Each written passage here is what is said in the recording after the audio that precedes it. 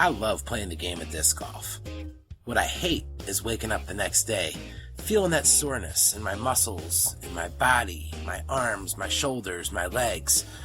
And what I typically do is I wake up, I hammer down a few ibuprofen or Tylenol, and I go ahead and move on with my day. What I didn't realize was how bad that was for my body as well. Throwing a disc is very strenuous on your body, whether you realize it or not. What it does is it causes micro tears in muscles, which then become inflamed, and that's where any post-workout or post-round soreness comes from. That's why you need to check out our friends at WunderKind. WunderKind with a U, all natural CBD products. They're located right here in the United States, and they're always shipping for free. All of their products are 100% legal in all 50 states, lab tested to make sure that you're getting the highest quality CBD product to help you recover from your round out on the course. The CBD products all have an anti-inflammatory property, which is amazing for muscle recovery and pain reduction after a round. Guys, check out WunderKind. Again, that's WunderKind.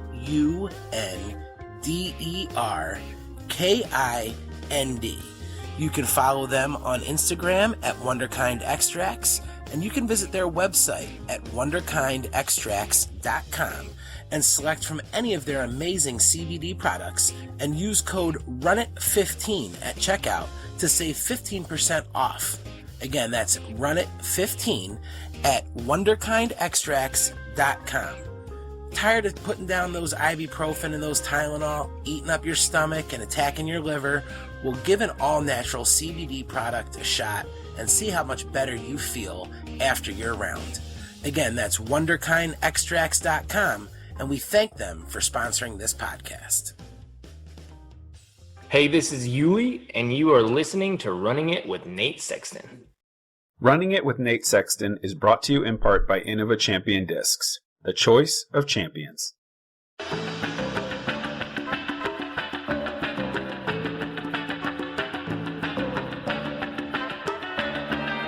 Hello, disc golf fans, and welcome back to another episode of Running It with Nate Sexton.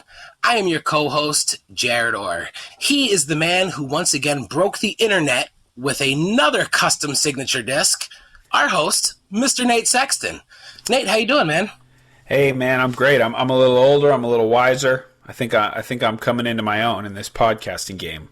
Yeah, you are, man. So as we're recording today, it is Wednesday, May 5th, which means yesterday was Nate Sexton's birthday. I'm not going to make the corny Star Wars jokes, but happy birthday to you. Hope you enjoyed it and had a good time with the family. Yeah, it was great. And I've said this before on some interviews, but that Star Wars thing is very recent, which is kind of weird. Like, nobody thought of that joke until like last 10 years maybe. Which is interesting because Star Wars has been around obviously longer than I have. But that May the 4th be with you thing, that's new. Yeah. I don't remember ever hearing about it when I was a kid. And actually, my best friend growing up, who was in the Air Force, actually living in Spain right now, his birthday's on May 4th. And I never heard this whole Star Wars thing before, but... Yeah, I'm into it. I mean, I like Star Wars, so it's all good for me. Now everyone's like, whoa, what a cool birthday. But, like, that's a very recent thing. When I was in high school, college, nobody ever said that. There was no Star Wars Day. Well, happy birthday to you anyway, man. Thanks, man. Thanks. Absolutely. So, as we're doing this, the DDO has come and gone. You are back home from Emporia. I know it probably didn't go as exactly the way that you wanted, but the streak continues, baby. You were in the cash. Yeah, that's true. I didn't play well by any stretch, but that's kind of to be expected. I'm not hanging my head. Been away from top level competition for too long, and I was fatigued. Like, I was trying to get my practice in, and we're playing in just brutal winds, and I was getting to where I was just getting more sore than I ought to be because I'm not in mid-season form like most of the other guys, kind of getting in there. So I'm not altogether that disappointed. I played okay the first 2 days. Really struggled at the country club, going out of bounds, missing a lot of putts. So yeah, I think I finished 37th, which was pretty bad. Probably one of my worst finishes in recent memory, but that's okay. I'm looking forward to the next one. And thankfully with Jomez and Central Coast and GK Pro, I was able to do a bunch of kind of extracurricular videos and media. And so I always enjoy getting the opportunity to do that stuff. Dude, awesome shout out for the podcast on GK. What was that? Was that a skins game I saw you on, or Yeah, that was fun. I don't know what you're doing, but they kicked it to you, and you plugged the podcast, and I got a little bit of a smile out of that. So Hey man, yeah, it was cool. That skins game was fun. Give it a watch if you guys haven't seen it yet. Lot of money getting won with pars out there in the extreme wind. It's kind of almost a different game. You're not necessarily making these highlight birdies. You're trying to just survive against 35-mile-an-hour wind with all this out of bounds. It was interesting. yeah, I know how that goes, even when there is no wind. Now, Nate, before we get going on another awesome interview, of course, everybody knows we got to pay some bills. And we're talking about our amazing official retail sponsor of Running It with Nate Sexton, and that's Fisher Disc Golf. Guys, you've heard us talk about them before, and I'm going to say it again. If you haven't checked out Fisher Disc Golf, or if you have checked them out, check them out again. These guys are constantly updating their website with new discs, new apparel. They've just got a ton of great stuff going on over there. They're really going hard on these Innova discs, Nate, because of this podcast here. I talked to Levi. He's doing everything he can to get those hard to get Innova discs. I know he's got some sexy cows coming his way. He's also got some Halo Destroyers up there right now. And if you're throwing another brand or trying for some of the other brands, they've got 18 of them right there on the website. So whatever you like to throw, whatever you want to try, Fisher Disc Golf has you covered for everything you need for year round. And I know that they still have some of those Clint Calvin signature discs that Fisher made up for him. So if you guys are looking to support a pro who's out there, just trying to make it and playing some really good golf this year, visit FisherDiscGolf.com, pick out one of those Clint Calvin discs. The proceeds go to help him with his efforts out on tour. And of course, if you guys are enjoying the show here and you like to get out and play some disc golf, the best way you can support the show is by supporting our sponsors. So check out FisherDiscGolf.com. Join them for their awesome stacks giveaways. The disc stacks happen every Tuesday and Friday. They moved it up to 7 p.m. You can catch it on Facebook or YouTube at Fisher Disc Golf. And again, we're just super grateful for their support and everything that they've done for us here. FisherDiscGolf.com. And Nate, when they find something that they can use, how can they save themselves a little bit of money? You got to use our code RUNIT10. That will save you 10% on your first order, and shipping always free at FisherDiscGolf.com. So get over there, pick out your favorite disc, support the show, and support these guys. And Nate, of course, our amazing friends over at Double G Craft Jerky. These guys are really just doing it right, man. I just got some of the new flavor in. What is it? Smashed pepper? What is it? Smashed cracked pepper, yeah. That's a tough one to get out. Smashed cracked pepper. But we actually had some out on the disc golf course today. I shared it around with my buddies. They both birdied the hole. I parred it. They didn't get any more beef jerky. But it's really an awesome flavor. And we've talked about it before. Jarett's just doing some great things out there. He's not just making an awesome snack with a quality product, but he's also donating to that Double G Children's Foundation, helping get some less fortunate kids some PDGA junior memberships.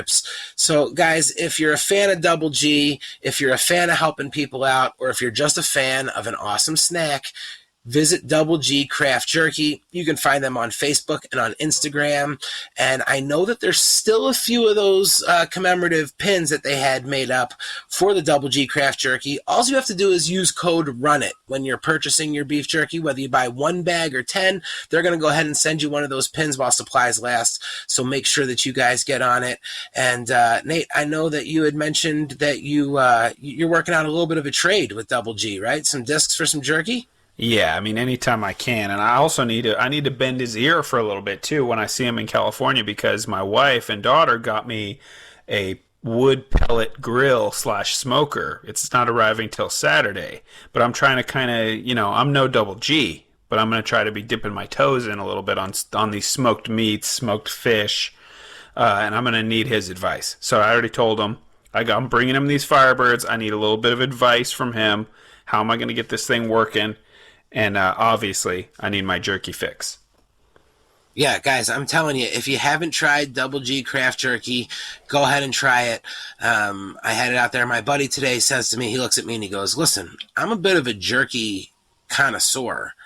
And in fact, when he came out to Portland to visit, I took him right to Tillamook, and he got some jerky from there, and he was loving it. And he's just a huge jerky fan.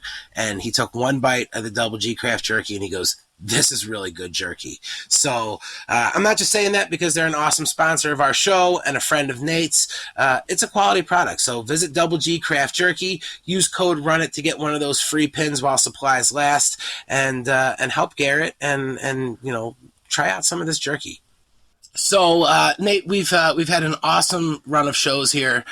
Before we get started, I think it only makes sense to take a second and send out our thoughts to the Wysocki and Mays family. We had Ricky on. We talked a little bit about his sister Lauren, and right before he went off in Emporia, he released the news that unfortunately she lost her battle with brain cancer. Yeah, really, really unfortunate. I mean, I think she may have had another diagnosis earlier that wasn't so public, but man, did it ever feel sudden, this thing, and Yuli and Rick actually flew back to Charlotte like in the middle of the night, right before the tournament started. So even more, all the more impressive, like the way those guys were able to come back and play, dealing with the tragedy and not sleeping, flying there, supporting his family, flying back. It was really a whirlwind thing, and definitely heart goes out to Rick and his whole family because, she was the oldest sister. Kind of sounds like she was kind of the one that was kind of holding everybody together and kind of like a leader in that family. So I'm sure it's going to be really tough moving forward without her. Yeah, absolutely. And Rick and I were actually texting back and forth a little bit, and he said, "Hey, listen, she was a huge supporter of my disc golf career, and I know she would have wanted me to play in that tournament, so that's what I did." And yep. and play he did. It was amazing. Yep. So yep. Our thoughts go out to them, but we have an amazing show lined up today for all of our listeners. We've had some really cool guests throughout our time here on Running It. A lot of friends of yours and people that you came up through the ranks kind of looking up to, playing with, and some that maybe looked up to you. And we've got another disc golf enthusiast that we're going to be speaking with today who is actually in the professional ranks, but that's not what he does full time. Nate, today we're going to be running it with NHL goaltender from the Pittsburgh Penguins, Casey DeSmith. Casey, welcome to Running It, man. Thanks for having me, Jarett and Nate. Pleasure to be here. Happy to talk with you guys. Awesome, man. I love it. We're kind of switching gears here, obviously. You like Jarett said, technically you are a professional disc golfer, but I'm sure you don't really think of it that way with a whole nother sport being in the NHL for the Penguins. Yeah, definitely don't consider myself a professional disc golfer, nor should anybody else. I don't think my skills can quite be classified as professional ranks, but I'm thankfully a little bit better at hockey.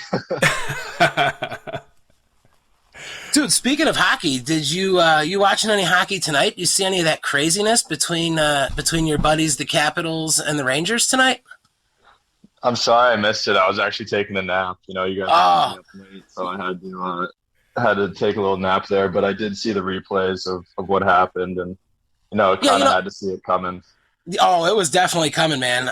6 fights, 72 penalty minutes in the first 4 minutes of the game. That's old school hockey.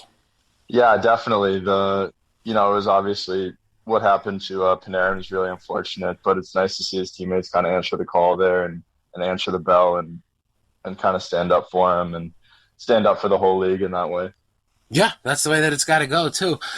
So I feel super excited today because, like I said, two of my passions as far as professional sports go are disc golf and hockey, and I'm sitting here hanging out with Nate Sexton and Casey. You're obviously an NHL goaltender, so something that's really pretty cool. Now, Nate, I know you said you're not the biggest hockey fan, but you know a little bit about disc golf, and Casey's out there playing, man. He's a 965 rated, probably hasn't gotten to play much, but I checked you out on Simon's channel. You played around with him and Casey White. It's just exciting to have another professional athlete that's kind of dipping into your sport as well, huh, Nate? Oh, yeah, for sure. And I want to be totally clear. Like, I wouldn't say I have anything against hockey in any way, but just coming from the Pacific Northwest, I just feel like it's kind of a hockey dead zone. And maybe with the Seattle team coming in, some kids are going to get a little more exposure. But I just feel like hockey never really crossed my radar as a kid, so I never really got to watch it that much. But definitely like the Olympics, I was tuning into some hockey. And I think it's a fascinating game, so I'm really excited to kind of hear some more from Casey about that, and as well as obviously the crossover of like a hobby thing for him that's disc golf, and how you kind of got started in disc golf, Casey. Like coming from obviously like junior hockey, and you're probably having to give almost all your time to that as a kid to get to the level that you are now. Yeah, absolutely. I'm actually a late starter when it comes to disc golf. I'm sure a lot of the professionals started at a young age and been playing disc golf and throwing discs for a long time, but I'm actually like still pretty recent. I think I've only been playing for about 5 or 6 years now. I got into it just because of YouTube, to be honest. I think this was pre Big Sexy Commentary. Yeah, it would have been. Yeah, definitely. So I was looking at the old school Will Schustrick videos and things like that. So that's kind of when I started playing. My uncle found some videos on YouTube and kind of brought disc golf to my attention. He's like, "You want to go try this?" And I was like kind of skeptical at first, but as soon as I threw one drive, I was hooked. I was like, I need to be good at this. Nice. And in that summer, I played almost every day.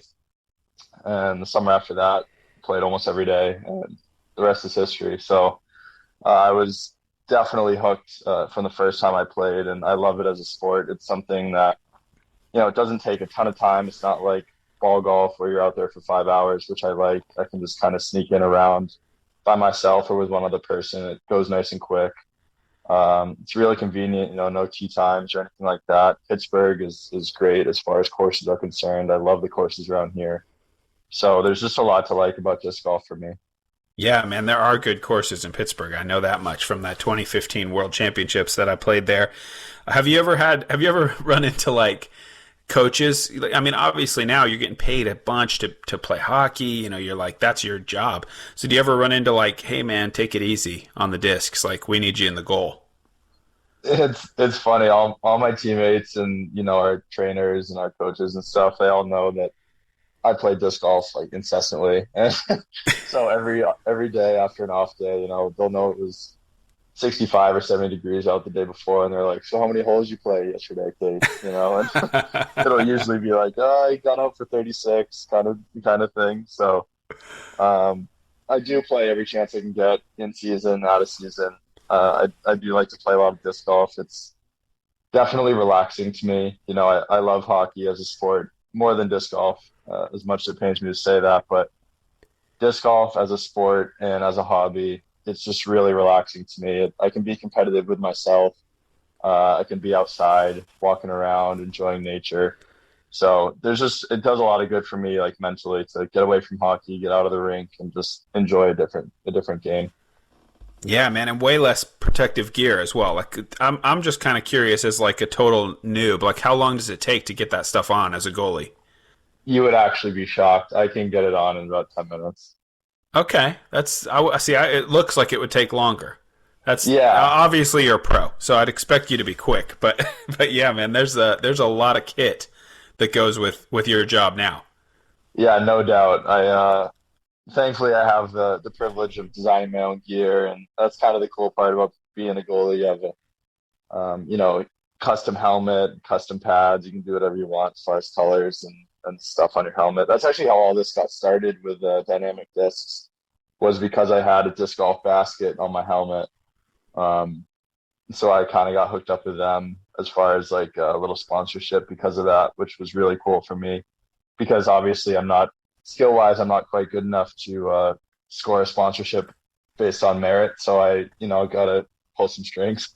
Yeah, man. I remember seeing that like Reddit or Facebook or somewhere before your name had kind of circled around. Like, there's a goalie with a basket on his helmet. Like, what? Sick. People just getting like some screen capture from pausing their DVR at the right moment, So I can kind of remember becoming aware of you in that same way and being like, oh, sweet. This guy obviously likes playing quite a bit if he went to the trouble of getting the sticker.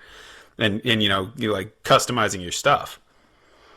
Yeah, absolutely. It's just something that was really important to me, and I got that sticker, and it was kind of I had some of my buddies' initials on it who I used to play with at home, used to play disc golf with, and they kind of got into it with me, so I had their initials next to the basket.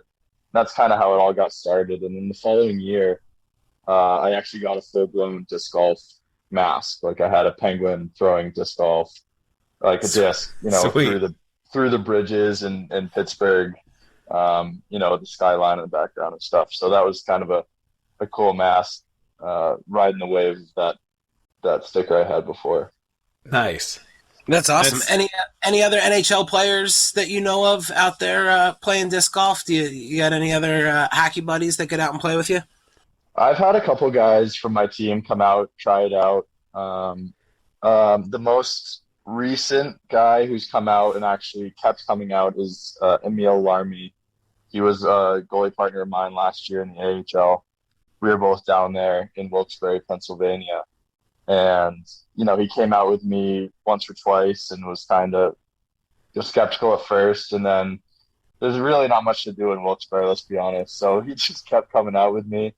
And, you know how it is, Nate, when somebody for the first time really like gets it, right? And they start throwing a little bit longer and a little bit flatter and getting, a little bit of right turn before it finishes left. And so he just started getting hooked, just like I did, just like the rest of us did. So it was pretty cool to get him into it and have someone to go with so often last year. And actually, because of the COVID situation this year, he's actually been up in Pittsburgh more often than not this year as well. So we've been getting to go out on off days and such. So it's really been nice having him around. Sweet. That's awesome. I mean, do you think we're ever gonna see Sidney Crosby on the course? We'll see. I don't know. Sid's kind of he's like the best athlete ever. So I don't know if I want him to come out and right away. That's fair. Yeah, so I know Sid's around sometimes in the summer. He's never said that he wants to go with me, but maybe I'll get him out there one of these times, and Sweet. I'll break the internet with a video of Sidney Crosby playing disc golf. Yeah, you would, man. That'd be awesome.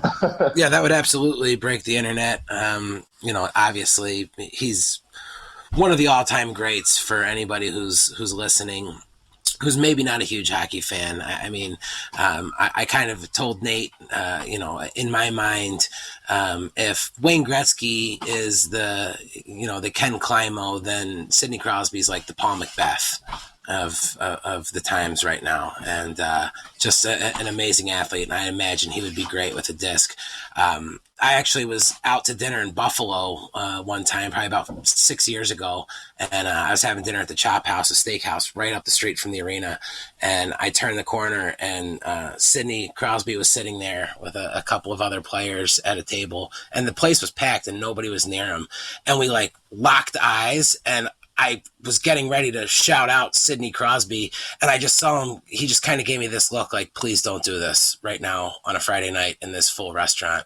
And I just kind of nodded, and he nodded, and I kept going. So I think he got to enjoy his dinner. But the fan in me wanted to totally scream out like, holy shit, it's Sidney Crosby. But I'm pretty sure he just wanted to enjoy his meal. So instead, we just did the cool little head nod, and I went on my way. Plus, if any of my friends that were Sabres fans saw me chatting it up with him, it would have been bad. For sure. I'm sure he appreciated that. I'm sure he gets it all the time wherever he goes. But, I'll make sure to tell him tomorrow that you said hi again. Yeah. Be like, listen, I'm sure you remember that head nod that night at the Buffalo Chop House. It was pretty cool to see him in there, and you guys are having an incredible season right now. You guys are already clinched, got a nice first place spot. How you feeling heading into the second season here? Yeah, the boys are feeling good. We're playing well right now. We've really just had a pretty consistent year. We had a couple little down spells, a few off games here and there, but overall we've been really consistent. So, I know the boys are really excited about playoffs, and this is obviously what we play for. The regular season, as long as you make playoffs, it really doesn't matter anymore whether we're first place in the division or fourth. we got to bring it every night come playoffs. Every team in our division is really good, so it'll be interesting. Any room on the Penguins bandwagon that I could maybe jump on board for the playoffs run? There's always room. Yeah, all right, everybody sweet. jump on board. Go Pens. Okay, that's it. I'll make that official. I mean, I got family in Buffalo, but I've never been that tied to hockey. Sorry, Sabres. Sorry, Jarett. I'm gonna go Penguins. Yeah, don't worry. The Sabres aren't in the playoffs anyway, so you can be a Penguins fan for this one. Cool. Listen, you guys can chat this up all you want. Just remember who controls what actually hits the airwaves here. So I'll pull this shit right out. It's going to come in me kind of robot voice like, I love Sabres all the way. That's right. The Sabres the Sabres are like I tell people all the time, I'm like, I'm in a terribly abusive relationship. I just continue to show unconditional love, and I just continue to get let down and hurt. And it's not their fault. I probably deserve it. It's got to be me. But yeah, it's been a rough, it's been a rough little run here for the Sabres. Now, Casey, obviously you had to be a huge hockey fan growing up. Who was your hockey team as you were a kid? It's kind of crazy. I was a diehard Montreal Canadiens fan. My dad's family, my dad's side of the family, my uncles, my dad, all diehard Habs fans. So growing up in New England, in New Hampshire, in Boston Bruins country, it was really during the peak of the rivalry as well when I was growing up there as a teenager. It was rough. I mean, all my teammates were Boston Bruins fans, and they played each other in the playoffs like 4 out of 5 years or something crazy. And but yeah, we were diehard Habs fans. We'd watch almost every game together, my dad and I. So yeah, that was definitely my team growing up, no doubt. That's disappointing, but that's okay. No, you know what? Honestly, as long as you didn't say the Leafs, I was totally okay with that. So, and I'll take the Habs over the Bruins, even though my last name is Orr. I get a lot of people ask me all the time. They're like, "Hey, man, are you related to Bobby Orr?" And I always give the same cheesy response and say no, but I hear he's been going around telling people he's related to me. So, Good line. Yeah, it's nice when I get to bust that one out. You got to go with maybe like, do you know who I am? I once nodded at Sidney Crosby across a restaurant. So yeah, I don't know who this Bobby Orr guy is, but I've got the number 3 sports podcast in Malaysia. So just back up. So I mean that had to be you're a young guy, right? You're what, 25? I wish I was 25. You can tell everyone I'm 25. I'm 29.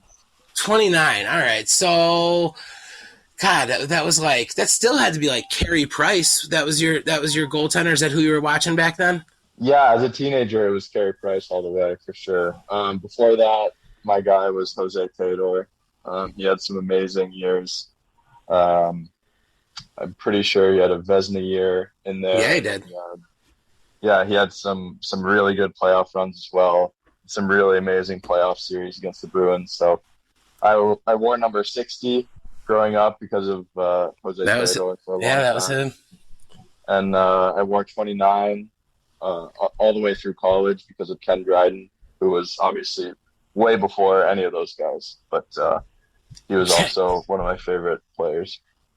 Yeah, he was okay. He's won a few Stanley Cups in his day, and then they had that other stiff that came in there in the early '90s, Patrick Waugh, and they had to move on from him. But yeah, that was being a Habs fan and a goalie, it was kind of a treat. You have all those icons to choose from and look up to and watch. So it was pretty nice being a Habs fan in that regard. Now, do you know that back in the early days of the NHL, original 6 and a little after, that the Canadiens got first rights to any French-Canadian-born player?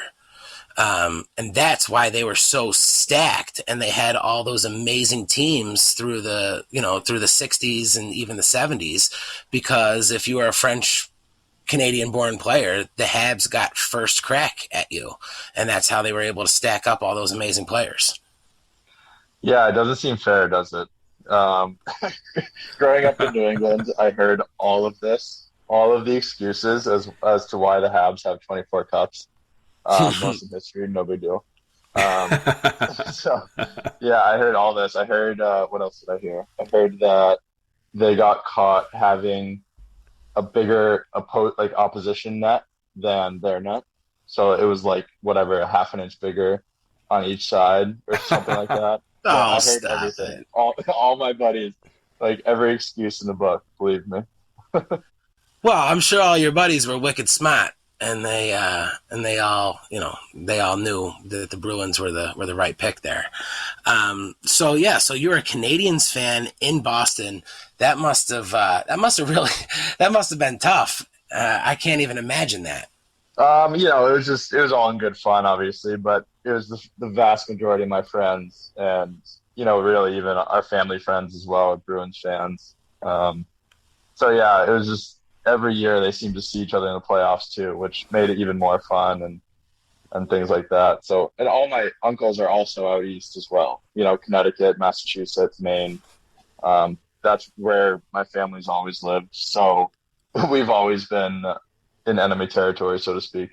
Have you converted them all to Penguins fans now? You know what? It's kind of funny. I think it's pretty split, as much as it pains me to say. I know my dad and all my uncles, they watch all the Habs games still, very invested in the Habs. But at the same time, I know that every time I'm playing, they're watching the game as well. So I think they're very invested in the Penguins and also the Habs, which is fine with me. Well, especially since you're going to win a Stanley Cup before they are. So I hope so. They kicked us out last year, which is disappointing, but hopefully not this year. No, yeah, absolutely not. So, all right, let me ask you, more satisfying feeling for you, 350-foot ace or a shutout? Wow, that's a good question. Hey, man, I've had some practice. Yeah, I would say I'll take the ace. Yeah, that's got to be more rare, right? I mean, the ace has got to be more rare. Whoa! Absolutely. I've had 5 aces, and I know I've had at least more than 5 NHL shutouts, I believe. So I'll take the ace any day. Wow, I didn't see that one coming, but I appreciate it. How are you you hear a lot of times about hockey players being superstitious, and any professional athlete really, but for some reason I feel like it comes a lot out in hockey. Are you are you bringing the same socks back after a shutout? No, not at all. I'm tempted to bring out the old office quote here, but I'm not superstitious. And everybody says goalies are always so weird and superstitious. That's not me. I don't really I have like a pregame routine that I stick to, but that's mostly because I feel like I know what gets me ready to play the best, the most effectively. So it's not really a superstition per se. It's not like anything pointless or like meaningless tasks that I have to do to feel ready. So I would say that on the superstition scale, I'm like very low as far as hockey players are concerned. There's some guys on our team that blow my mind how superstitious they are. It's insane. You don't have to. You don't have to name names, but tell us something. Tell us something that you think is crazy. Oh,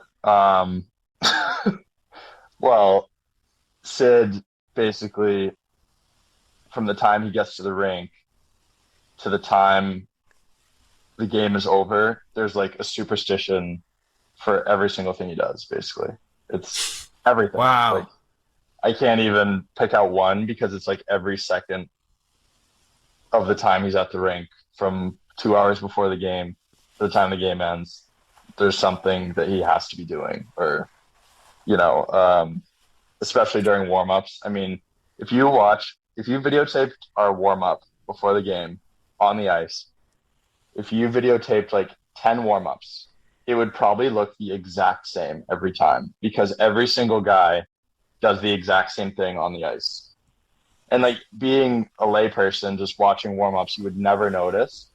But seeing it day in and day out, you kind of pick up on every single guy's little quirks and little things that they have to do as far as superstitions go on the ice during warm-ups.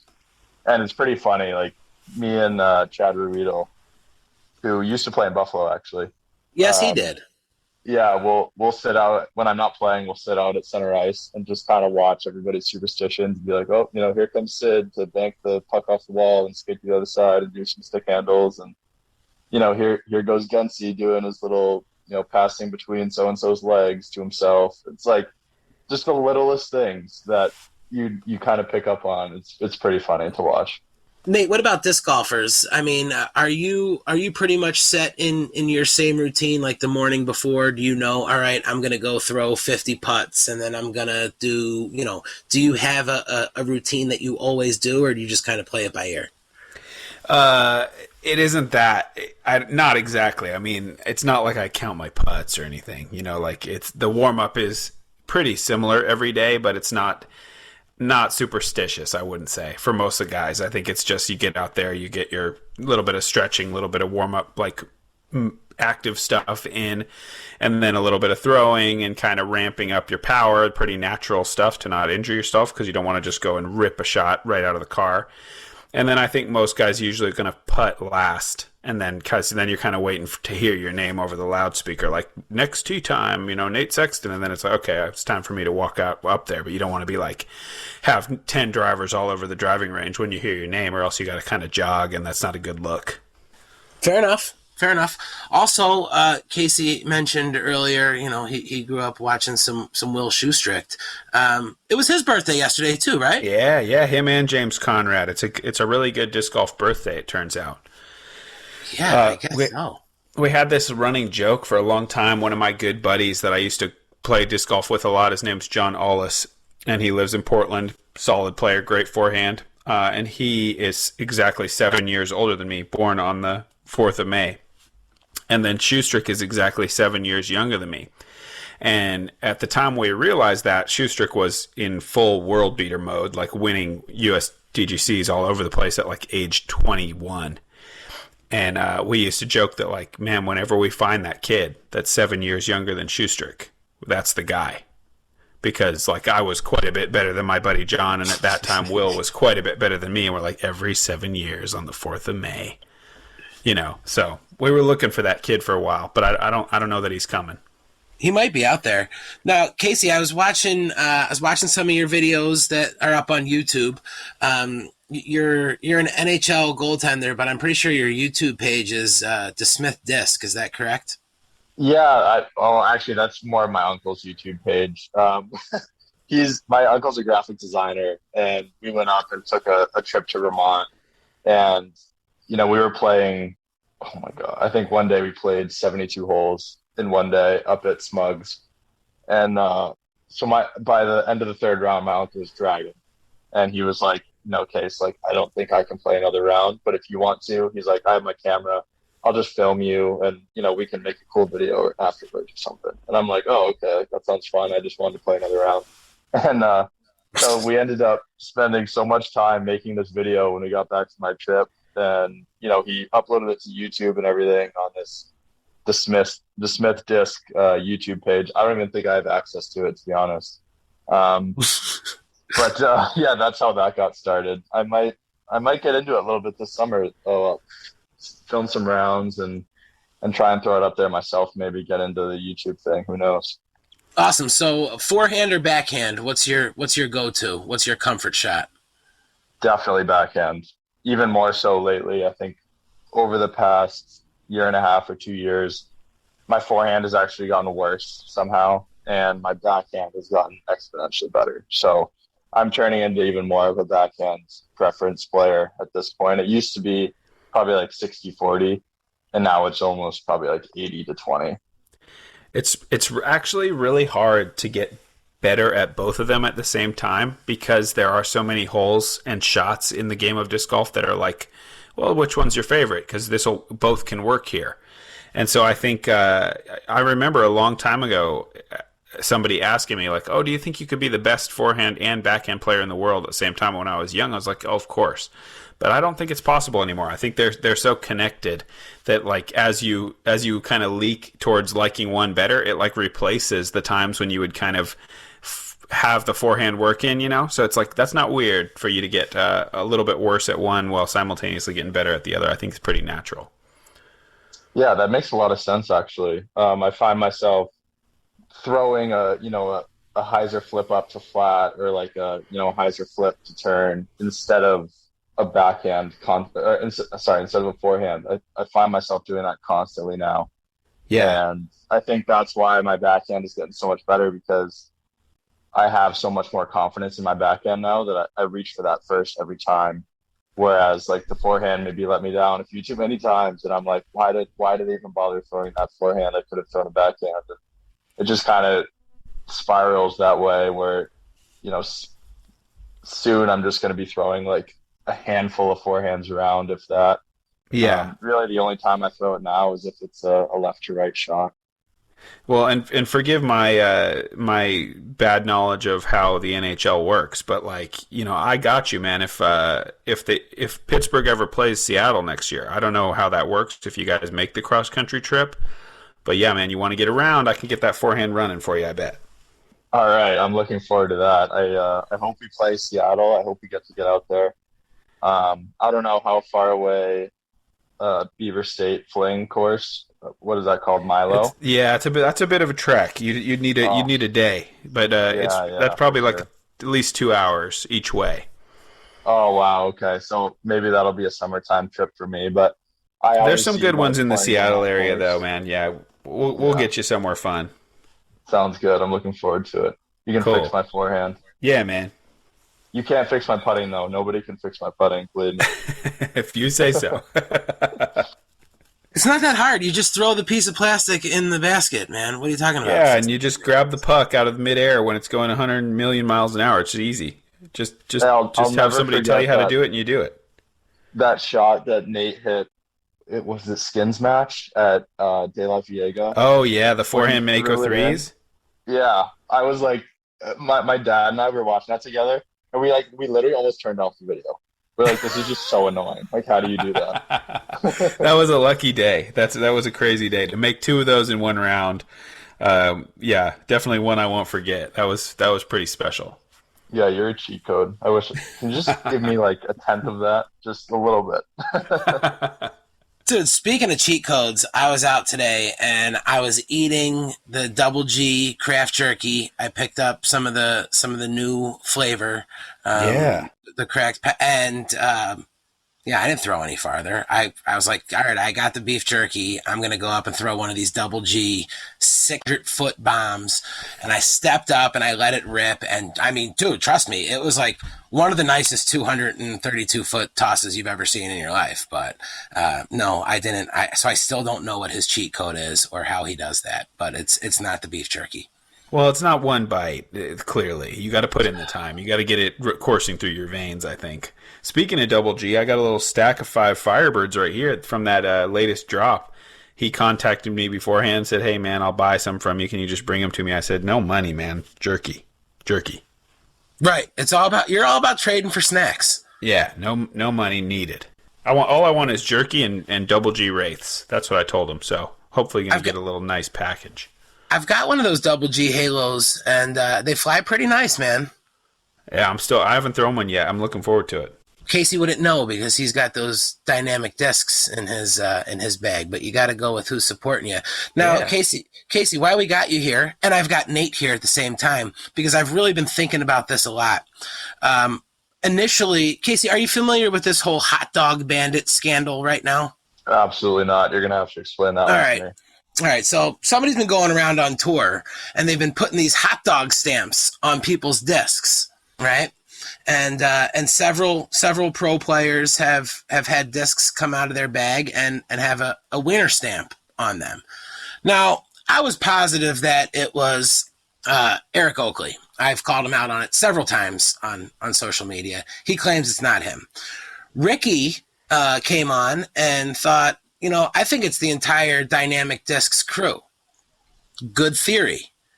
Nate, and then Jomez comes out and does a hot dog party? What? Do you think I'm not picking up what they're putting down? I'm switching now. It's Jonathan Gomez and the boys are out there wiener stamping people's discs. When was the hot dog party? How do I not know about the hot dog party? Dude, it went down in Kansas. Jomez, they are grilling hot dogs and come out and buy a disc and that whole hot dog stand. I did see that. Yeah, well, gosh, I would be crushed if they kept that from me this whole time. So maybe that'll if that's true, my word, they've looked me straight in the face. That I would have to reevaluate a lot of things. This is a big thing that's going on right now, Casey. Pros discs are coming up with hot dog stamps on them, and there's investigative videos out, and nobody's disc is safe right now. So there's feels a lot that way. It does feel that way. There's a lot that's going on. Casey, obviously, with being with such a strenuous schedule in the NHL, I'm sure you don't get a chance to play as much as you would like. Are there any specific tournaments or courses that you have on your bucket list that you want to get into that you haven't had the chance to play yet? Really any tournament. I mean, I don't play in many tournaments. Unfortunately, I usually play in like maybe two per summer, and then once hockey season starts, that's the end of that. I would love to play in really any pro tournament where, you guys are at. I was fortunate enough to get into the Pittsburgh Flying Disc Open last year, and I had Chris Clemens and Terry Roethlisberger and Jordan Castro stay at my place they were supposed to stay for like 4 days, but then they ended up staying for like over a week because you got a sick place, right?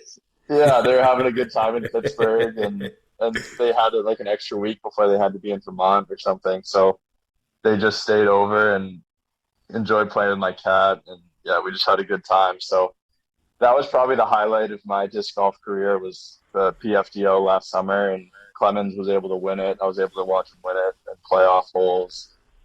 You ended up finishing like 15, though, right? You had a good showing there. I don't know if I was quite that high, but yeah, I was pretty happy with how I played. I think I was maybe even for the tournament, or maybe even a little bit better, -3 or something. I don't really remember, but I was happy with my showing. Nice. Anybody? I mean, I don't even really know what qualifications you could even assess, but anybody in the disc golf world you think you could make that could kind of hold their own in a hockey net? Oh, wow. Yeah, I have no idea. It's probably pretty hard to tell, right? Because it's not really like you need a certain body type or anything. You just need to be quick. You need to be kind of fearless and ready to do it. Yeah, it's really a completely different type of sport, it feels like. Disc golf is so form-oriented, and I feel like it's very much about repeatable movements and being able to just replicate your putt or replicate your form on your backhand or forehand or whatnot. And hockey I find it's a little bit more organic. No play is ever really exactly the same when you're out there, based on where everybody is on the ice, where the opposition is, where your own team is. I'm speaking as a goalie's perspective, especially. Every read of a play is a little bit different than the last. So it's definitely less about repeatable movements and more about just reading and reacting. I assume you got to be like really flexible, right? It looks uncomfortable to do the thing where you kind of get both knees on the ground and you have the pads low to like block off the bottom of the goal. Yeah, the butterfly. Yeah, I'm pretty flexible. Yeah, not the most flexible goalie in the league, but definitely not. I'm more flexible than you. Let's say that. Yeah, sure, that makes sense. Yeah, but I actually, we do some good amount of stretching and things like that, warming up before we go on the ice, because it does take a lot of flexibility, and it's pretty strenuous. Sure. Yeah, I would imagine it is. Now, what happens when you got to go to the bathroom in the middle of the game? I always wonder that for goalies. Like, here it is. It's it's a second period. We're only 4 minutes in, and I got to make it the rest of this period. And then how do you get in there and get all that stuff off and get into the bathroom on time? You're just letting it ride. Is that how it goes? You guys got a diaper on in there? That's what I always suspected. I mean, like before the game or before warm-ups, before you get dressed, if you're not taking a pee, you're doing something wrong. You're not in the pros. I'm guessing you're not even in the pros if you haven't figured that one out yet. Yeah, exactly. I mean, that's just kind of something that everybody knows they have to do. And then, I mean, we're sweating a whole bunch, but we're drinking even more. So, going pee in between periods and all that gear, we take off the top half, and then it's a challenge. It's not the easiest thing ever. It's going pee with those goalie pads on. Let me tell you. Could be onto something. Some goalie pads with a trap door or something. I could totally take the market on this thing for you guys. There you go, $1 billion idea. Let's go. Toughest, who would you say is that? Now, I know that you play against him in practice every day, so let's take him out of the equation. Toughest shooter that you faced when you see him coming in one on you and you're like, oh shit, who is it? I think a very valid argument would be made for Austin Matthews this year. Thankfully, I haven't had to play him because he's in the Canadian division and not our division. But he's having an incredible year. His skills and his shots are off the chart. Ovechkin in our division for sure. Obviously, one of the most lethal shots of all time, if not the most lethal. So anytime he's wound up for a one-time on the power play, it's a tall task. And then one guy in particular that's had a little bit too much success against me is Jack Eichel. Your boy from Buffalo. Just so you know, if you didn't say him, I was going to plug him in anyway. So I figured. So I'm happy you threw Captain Jack in there. Yeah, he's an amazing player, and the way he shoots the puck, it's very unique. It's tough to pick up for me, and I think he scored one overtime goal against me in preseason and another one in the regular season 2 years ago, plus some other goals thrown in there. So, yeah, I don't really like playing against him. He's a good player. Yeah, I appreciate that. So, yeah, this worked out nice. You saved me a lot of time because Jack Eichel's name was going in there one way or the other. So, I saved us all some time with that one. I'm wondering, and again, I'm such a hockey noob, but like you look kind of invincible in all those pads, but I got to think there's some weak spots where it hurts pretty bad, right? If you catch one in the wrong spot. Oh yeah. I got one in the shoulder in practice last week. Man, there's not much like meat where it hit, and it was still so black and blue. It hit right on the bone, and it still bruised. Oh man, that was not much fun. But yeah, I mean, our gear is really good. I mean, it's probably like once every 2 weeks where you'll really get a bad one that misses the pads and just gets you somewhere bad.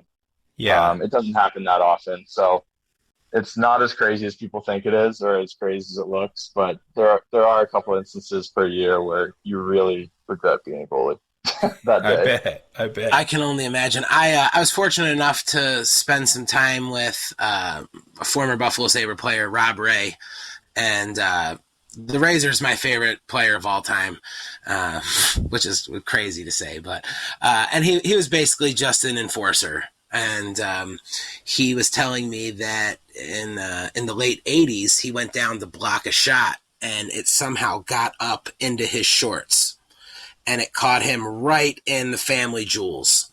And he immediately skated off and realized that his two testicles were now one, and it had actually gone. And what happened was, he goes, Ripper, our equipment manager at the time was Rip Simonik. He said, Ripper took me back in the hallway, told me to put my back against the wall and sit down. So I put my back against the wall and sit down, and he scooped me up under my legs, put his arms under my legs and put his other arm around me and started picking me up like a baby and dropping me on my butt on the concrete floor. And on about the sixth time that he dropped me, popped back out, and he was whole again. And I realized that's why I never played hockey. Oh my goodness. Yeah, that's a horrifying story. That's nightmare fuel for sure. Help me out on all of that. Maybe get one more pad, Casey. Just one extra pad. There's got to be one more you could find somewhere, and then you should be immune.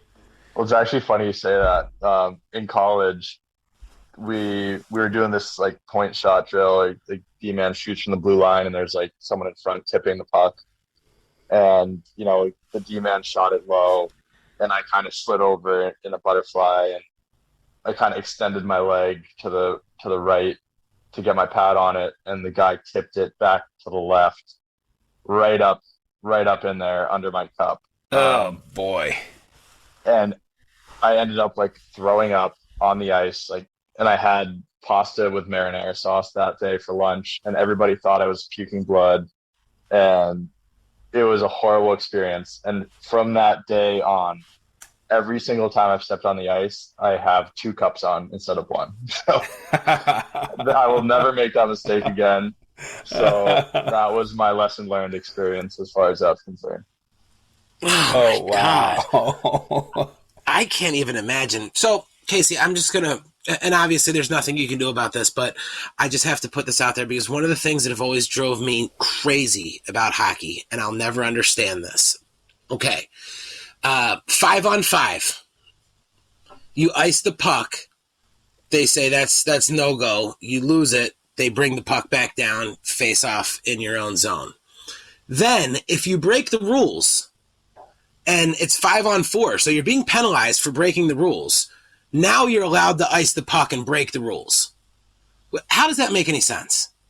I'm just so glad that that's the rule because it's hard enough sure you are. killing penalties against the guys in this league, 5-on-4 with being able to ice the puck. So if we weren't able to ice the puck, that would be impossible. Yeah, I don't know. It's just the way the rules have always been, and it works, Right, no, I know, but it's just crazy to me. You can't do this. This is against the rules unless you break another rule. And if you break that rule and we penalize you for it, then we'll let you break this rule. Yeah, I guess that's just the beauty of the game. It's if you wanna ice the puck, I guess just take a penalty, but you'll get an earful from the coach afterwards. That's for sure. Unbelievable. One of my favorite things in all of hockey is obviously the goalie fight. Have you ever thrown the gloves down and met the other goalie at half ice, center ice? No. I remember in juniors one time. I don't remember who we were playing. Maybe Des Moines. Anyways, I was playing in Indiana, and I think someone ran me, and the game was already really chippy, and someone ran me, and a couple guys started fighting, and I wanted a piece of the other goalie, but he didn't want a piece. So I was calling him down, but he didn't come. So that was the closest I ever got. Since then, I think all that teenage testosterone is kind of worn off a little bit. So I feel much less inclined to fight now, especially because I'm one of the smallest goalies in the league. So I think I'd be a little bit outmatched against a lot of the guys. But hey, you never know. I mean, it would take the right set of circumstances for sure. But if something happened like that Wilson thing, and all the guys start fighting, maybe I'd want a piece of the other goalie. Who knows? Oh, God, I love hearing that. Nate, that's a dynamic. That'd be an interesting dynamic to add to disc golf, right? Right before you putt, you just grab the guy by the jersey, yank it over his head, and just have a good go at it. That could change things. Oh, I think it would change things. In playoff holes. Yeah, I think it would change things a lot. All rules are off. Yeah, I'm staying off Big Germ's card. If that's how it goes. I'll tell you that much. Now, obviously, Casey, you're sponsored by Dynamic Discs, and I'm sure that you really enjoy those guys. Who are some of the other pros that you like to watch? Obviously, you probably spend a lot of time on YouTube. Who are some of the guys that you like to watch to try to improve on your game? Oh man, there's not many guys I don't like watching. I watched a lot of disc golf with my uncle, with my dad. We're watching almost every tournament whenever we can. We all throw it on at the same time, even though, we're not in the same place. So we'll be texting about it while we're watching. So yeah, I love watching everyone. Some of my favorites, I would say Kevin Jones is up there for sure. I was fortunate enough to be able to play at Maple Hill with him last summer, maybe the summer before, can't remember. But played with him and Seppo Paiu, and that was a real treat. They were two of my favorites. I always love when they're on the commentary as well. I think they do a great job. And then the guys who stayed at my house, obviously huge fans of them. They're all great guys. We had a blast when they stayed here, so I'm looking forward to them hopefully coming back out here for the PFDO again. They can crash here again. I gotta think the Finns are kind of like speaking your language in terms of their hockey. They're all in on hockey. The Finnish disc golfers. Definitely, yeah. Email Larmy, the kid I was talking about earlier, the other goalie. He was a Finn.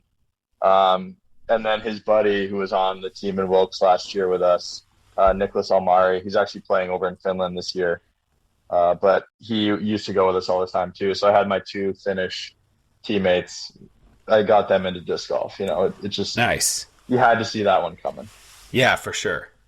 Yeah, and then Ricky Wysocki was the first pro that I ever played with in person.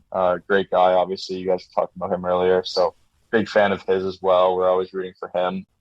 Someone I've never played with, who I root for a lot, is Barsby. I just love his flair. Yeah, and then Double G, I've talked to him a little bit, through social media and stuff. Seems like a great guy, and obviously it's hard not to love watching him, given how far he throws. So, yeah, for sure. Yeah, those are some of my favorites. Yeah, Nate, you if you're calling Jomez or even live disc golf and Barsby comes up and he hits a long putt, I really need you to drop a Barsby puts the biscuit in the basket, because it's just I think it's just it's perfect. I think about that a lot. I can try. I can see what I can do for you. All right, good. I'm just. I don't want you losing any more sleep about that. No. I appreciate it. I need all the sleep that I can get over here. So Casey, you've obviously got a ton going on, and I know we're keeping you up late here. It was an off night. This all just kind of worked out. We've been trying to get you on for a little while here, but I don't know. Nate's off playing professional disc golf. You're out playing professional hockey, and basically you guys are really just messing up my podcast schedule. So I'm happy that we were able to get this all taken care of, and we're not off playing any professional sports tonight. But I really appreciate you coming on and chatting with us a little bit and talking some hockey. You signed a 3-year deal. You're in your second year, so you've got another year in Pittsburgh. Obviously, I think you're probably pretty set there. That's probably where you want to keep playing, right? Yeah, I love Pittsburgh. I love everything about it. I think it's the best organization in the league. I'm obviously very biased. I've been with Pittsburgh since the beginning of my career, but I love Pittsburgh. I love playing here. I love the disc golf courses here, like I said. So yeah, I would love to stay in Pittsburgh as long as I can, but we'll see what happens. Pittsburgh's always been my team. Oh my God. Love that bandwagon. Would you stop it? And you ease up on my Sabres a little bit too. Casey, you've been a little. You want to know why? Obviously, Jack's hurt, so that's why you've been coming in here and beating up on the Sabres so much. Exactly, those shutouts wouldn't happen if Jack was playing. You're damn right. See, you know what? Roll credits. All right, guys, we'll see you next week. No, man, this was absolutely awesome. I really appreciate you coming on, and I know that we've kept you already longer than I said that I would, but it's really been awesome to have an opportunity to have somebody from another sport world come on and kind of speak with us a little bit. And man, I wish you nothing but the best of luck. Let me just check the standings real quick. Yep, Sabres are out, so I'm going to be pulling for you throughout the rest of the season here. I'd really like to see Pittsburgh win it and be able to say that we had a part of the Stanley Cup champions on running it. I love it. Thank you for having me. It was a pleasure talking to you guys, and make sure you guys keep that bandwagon rolling. Dude, I'm watching a game. I don't care what kind of YouTube TV, Hulu Live I got to get. I'm going to be watching some games. Love to hear it. Awesome. Well, Casey, thank you so much. And like I said, we'll keep in touch, and maybe we can get you back on this summer, and you could talk to us a little bit about what you did with your day with the Cup. That sounds great. Let's plan for that. All of that. Awesome, man. Well, thank you very much. Yeah, thanks, Jarett, and thanks, Nate. Thank you. Well, Nate, that was an awesome conversation. Like I said, we've had some really cool guests on Running It, a lot of friends and people that you knew from the disc golf community, but to have an NHL goaltender on who loves disc golf maybe as much as he likes his own profession as a professional hockey player, it was pretty cool, huh? Yeah, it's awesome. And I mean, I'm not going to sit here and pretend like some of that stuff you guys were talking about wasn't flying right over my head, but I love sports. I love competition.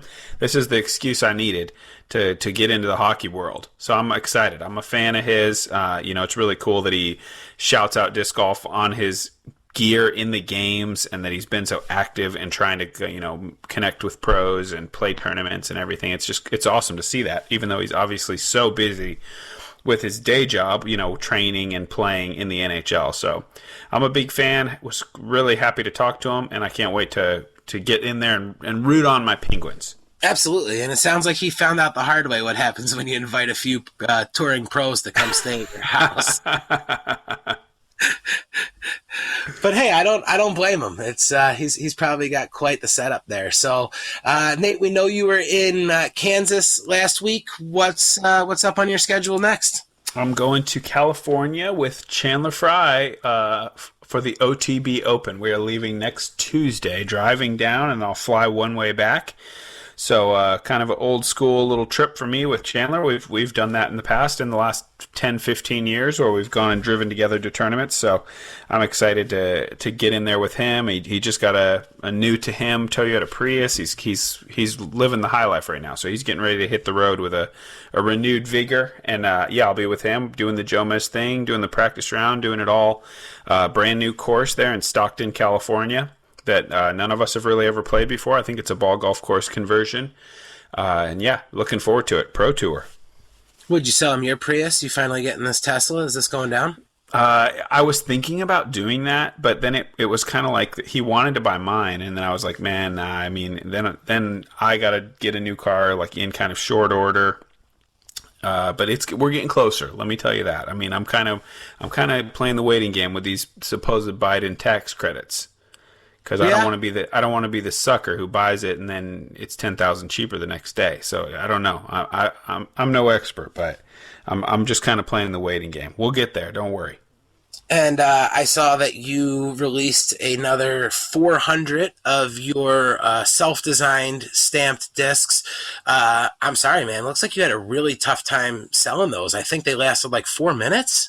Yeah, it's tough. It's really tough. It's actually, I wish we could have had more. It's a really tough time right now. All the companies are so slammed with demand. I tried to order 1,000 discs, but rightly, Innova, I think, put a little limit on me, and I totally get it because like there's so many little retail shops out there. Your Fisher Disc Golfs, for example, that are out there doing it. And that's kind of the backbone of what Innova's business model is keeping the discs out there and letting people, have their shop and make their livelihood in the game of disc golf. So it's tough. I'm trying. I know that there's people that are frustrated that they couldn't get one and that it only takes 2 or 3 minutes.